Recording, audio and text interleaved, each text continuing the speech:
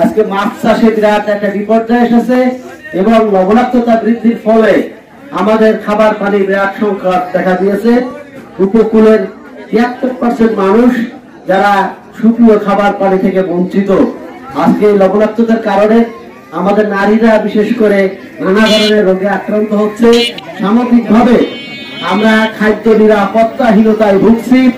আমাদের দেশে সংবিধানে খাদ্যকে মৌলিক চাহিদা হিসেবে উল্লেখ করা হয়েছে, কিন্তু আমরা দাবি করি যে খাদ্য অধিকার আইন করা হোক। খাদ্য অধিকার আইন যদি করা হয় তাহলে সেটি কেউ যদি খাদ্য বঞ্চিত থাকে, খাদ্যহীনতা থাকে, তাহলে সেটি আদালতে মামলা করতে পারবে।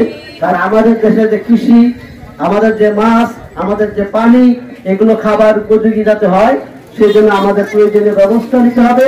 আর বিশেষ করে জলবায়ু পরিবর্তনের জন্য যারা দায়ী, যে সকল তথাকথিত উন্নত দেশ যারা আমাদেরকে এর জন্য ক্ষতিপূরণ দেওয়ার কথা কিন্তু তারা ক্ষতিপূরণ দেয় না, তারা আমাদেরকে ঋণ দিতে চায়। কাজে আমরা ক্ষতিপূরণ চাই, আমরা ঋণ চাই না।